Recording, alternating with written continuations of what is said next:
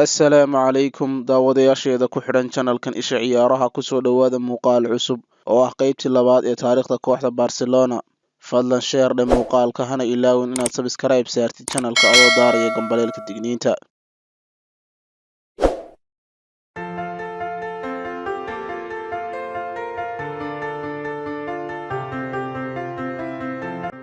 sanadkii 1978 Jose Luis Nunes ayaa noqday madaxweynihii ugu horreeyay kooxda ee ku soo baxa hab doorasho laga soo bilaabo ilaa markii kooxda la aasaasay. Hadafka ugu weyn ee madaxweynahani waxa uu ahaa inuu kooxda siiyo deganaansho garoonka gudihiisa iyo dibaddiisaba ah. madaxtinimadiisuna waxay sii jirtay muddo 22 sano ah, waxayna si qoto dheer u saamaysay humaagii iyo muuqaalkii kooxda.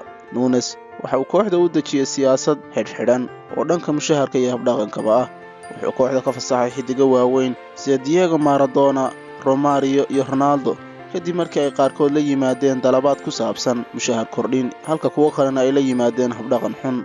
16 May 1979 naadigu waxa uu ku guuleystay koobkoodii ugu horreeyay ee European Cup Winners' Cup ah, iyagoo kooxda reer Germany ee Fortuna Düsseldorf kaga adkaaday 4-3 ciyaar ka dhacday magaalada Basel ee waddanka Switzerland, iyadoona ay soo xaadireen in ka badan 30,000 oo taageerayaasha Blaugrana ah. isla sanadkaas Nunes waxa uu bilaabay inuu maal gashto da'yarta kooxda, isagoona aasaasay akaademiyada La Masia, isagoona ka dhigay meel ay kusoo hirtaan da'yarta qalaad. June sanadkii 1982 Diego Armando Maradona ayaa kooxda ugaga soo biiray kooxda Boca Juniors lacag record ah oo gaaraysa 5 milyan oo pound. xil ciyaareedkii xigay ee 1982-83 iyadoo uu tababarayo Cesar Luis Menotti, Barca waxay ku guuleysatay Copa del Rey iyagoona kaga adkaaday kooxda Real Madrid. hase yeeshee waayihii Maradona ee Barcelona waxa uu ahaa mid in yar noolaa, isagoona kadib 2 xil ciyaareed ku biiray kooxda Napoli sanadkii 1984. sanadkii 1985 Terry Venables ayaa loo magacaabay tababaraha kooxda, isagoona ku hogaamiyay horyaalka La Liga oo weliba uu ka saaciday bandhig fiican oo uu sameeyay xidigii khadka dhexe ee reer Jarmal Ben Schuster. xil ciyaareedkii xigayna waxa uu kooxda gaarsiiyay finalkoodii labaad ee European Cup ah, hase yeeshee way ku guuldareysteen kadib markii ay koobka goolkulaadyo ugu waayeen kooxda reer Romania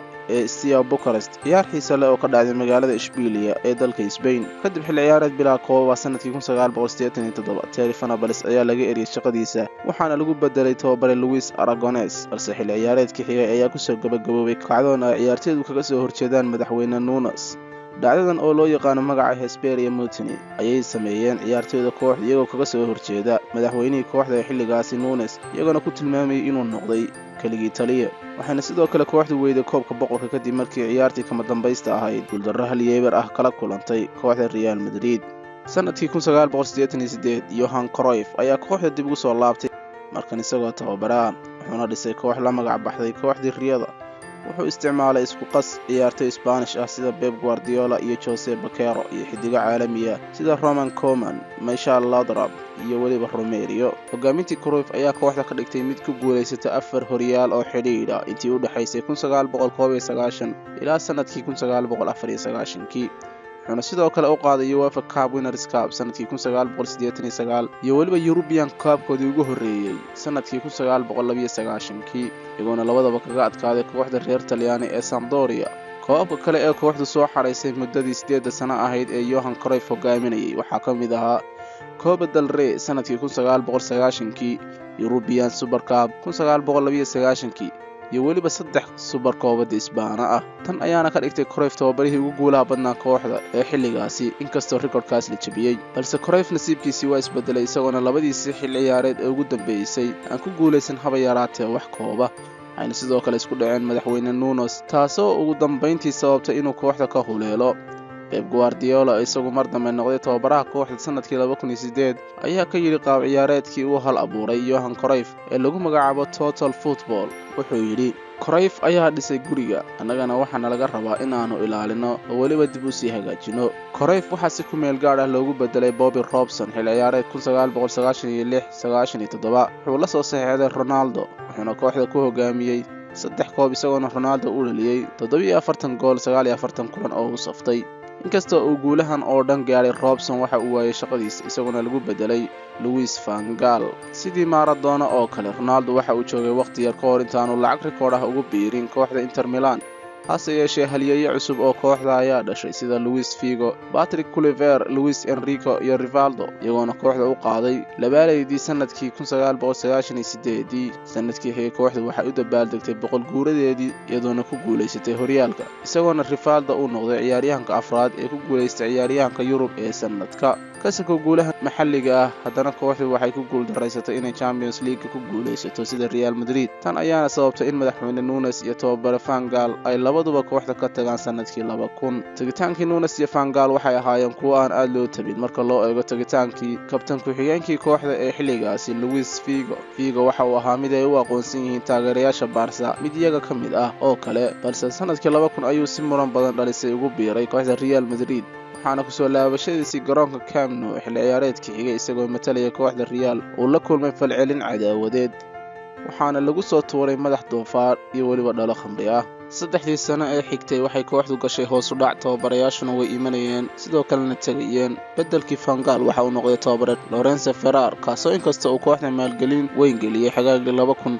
ku bilowday xilli ciyaareedkii xigay qaab ciyaareed liita kadib markii wareegga koowaad lagaga reebay horyaalka Champions League, taasoo keentay in la cayriyo xilli ciyaareedka bartankiisa. Carles Rezac oo hore u soo noqday halyeey kooxda u ciyaara ayaa si ku meel gaar ah kooxda u sii hayay.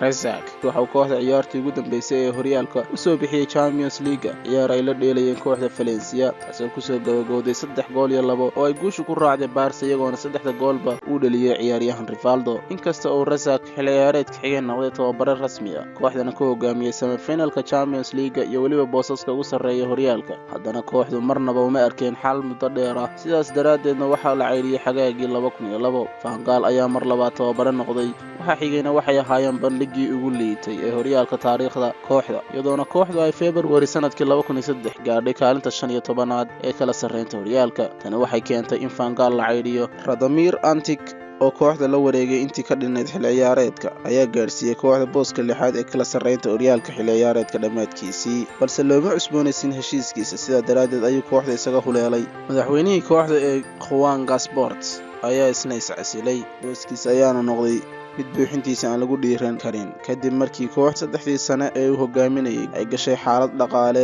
iyo mid bandhigeed oo aan la mahadin. sanadkii 2004 waxa kooxda la wareegay madaxweyne da'yar ah kaasoo ah Juan Laporta iyo weliba tababar Frank Rijkaard. labadoodan ayaana kooxda ka soo saaray godkii ay ku dhacday. waxa uu keenay xidiga caalami ah sida Ronaldinho, Ludovic Gulli, Samuel Eto'o oo ay ka garab ciyaarayaan xidigo ka soo baxay La Masia oo ay ugu cadaadayeen Carles Puyol, Andres Iniesta, Xavi Hernandez iyo Victor Valdez. Barcelona waxay ku guuleysatay La Liga iyo Supercopa de España xilli ciyaareedka 2004-2005. Ronaldinho iyo Samuel Eto'o ayaa labadaba lagu soo daray liiska tartamayaasha jaaysada xidiga ugu fiican dunida ee FIFA, waxaana ugu dambeyntii ku guuleystay Ronaldinho halka Eto'o uu galay booska 3aad. xilli ciyaareedkii 2005-2006 kooxdu waxay ku celisay guusheedii horyaalka iyo Supercopa, iyagoona ciyaartii ka dhacay garoonka Santiago Bernabeu ay la lahaayeen kooxda Real Madrid kaga adkaaday 3 gool iyo waxba, tan oo ka dhigtay tababare Rijkaard kii ugu horreeyay ee ku guuleystay 2 jeer garoonkan. balse guulahan oo dhan waxaa ka weynaatii Champions League kadib markii ciyaartii finalka ahayd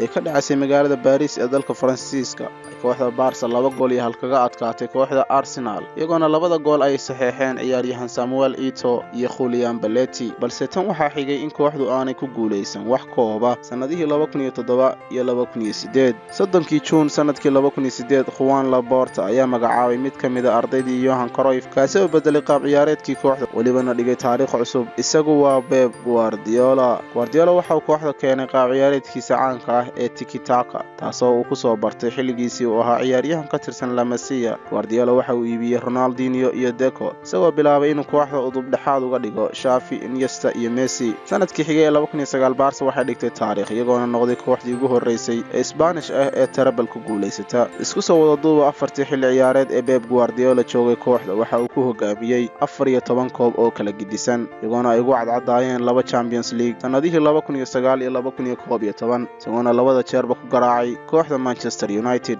sanadkii 2012 ayuu Guardiola iskaga huleelay kooxda, bedelkiisii Villanova ayaa isagu u geeriyooday cudurka kansarka. xilli ciyaareedka 2014-2015 Barca waxay mar labaad ku guuleysatay 3 koobab ah, iyagoona uu hogaaminaya tababare Luis Enrique. kadib tegitaankii Enrique sanadkii 2017 waxaa tababarka kooxda la wareegay Ernesto Valverde, kaasoo u qaaday 2 horyaal. balse ku guuldarraystay inuu wax guul ah ka soo hooyo dhanka koobka horyaalka kooxaha Yurub ee Champions League. Ugu dambeyntii kooxda waxaa tababarkeeda la wareegay tababare Quique Setien bishii la soo dhaafay ee January, isagoona ku hanweyn inuu kooxda ku soo celiyo qaab ciyaareedkeedii hore ee kubad haysashada ahayd.